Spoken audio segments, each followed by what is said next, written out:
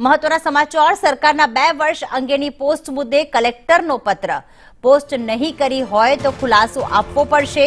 મહેસાણા કલેક્ટરે શિક્ષણ અધિકારીને એક પત્ર લખ્યો છે અને સોશિયલ મીડિયામાં પોસ્ટ કરવા મુદ્દે કલેક્ટરે આ પત્ર લખ્યો છે। જો પોસ્ટ ન કરી હોય તો 3 દિવસમાં ખુલાસો આપવો પડશે।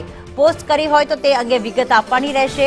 તો સરકારના 2 વર્ષ અંગેની પોસ્ટ સોશિયલ મીડિયા પર નહીં કરી હોય તો ખુલાસો આપવો પડશે। મહેસાણા કલેક્ટર દ્વારા શિક્ષણ અધિકારીને આ પત્ર લખવામાં આવ્યો છે। જો પોસ્ટ ન કરવામાં આવી હોય તો 3 દિવસમાં ખુલાસો આપવો પડશે। કર્મચારીઓને કલેક્ટરનું તગ લખી આ નિર્ણય સરકારના 2 વર્ષની સોશિયલ મીડિયામાં પોસ્ટ ફરજિયાત કરવામાં આવી। હિરણ અમારી સાથે જોડાઈ ગયા છે। હિરણ, કર્મચારીઓને જે ખાસ એક ફરજિયાત કરવામાં આવે તેવી પોસ્ટ કરવાનો એક નિયમ બનાવવામાં આવ્યો છે, પત્રમાં ઉલ્લેખ કરવામાં આવ્યો છે। શું વિગતો છે? આ પત્રમાં શું લખવામાં આવ્યું? 12 ડિસેમ્બરે મુખ્યમંત્રી ભૂપેન્દ્ર પટેલની વર્તમાન સરકારના 2 વર્ષ પૂર્ણ થયા અને એ અંગેનું સોશિયલ મીડિયા પર એક હેશટેગ ચલાવવાનું હતું।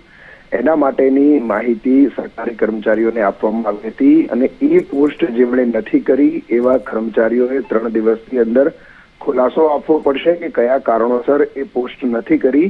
આ અંગેનો પત્ર મહેસાણા જિલ્લા કલેક્ટર ડોક્ટર એમ નાગરાજને કર્યો છે અને આ પત્ર તેમના તાબા હેઠળની જિલ્લા શિક્ષણાધિકારી, તાલુકા શિક્ષણાધિકારી અને અન્ય 2 કચેરીઓને કરવામાં આવ્યો છે કે 12 તારીખે જે વોટ્સઅપ માધ્યમથી અન્ય માહિતી આપવામાં આવી હતી એ પોસ્ટ કેટલા કર્મચારીઓએ કરી છે, નથી કરી તો એ કર્મચારીઓએ કયા કારણોસર નથી કરી એનો ખુલાસો જે છે એ 3 દિવસની અંદર આપવા માટે પત્ર કરવામાં આવ્યો છે।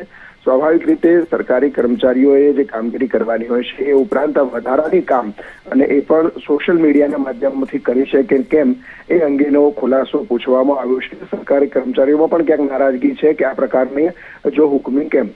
બિલકુલ, આભાર હિરેન તમામ વિગતો માટે।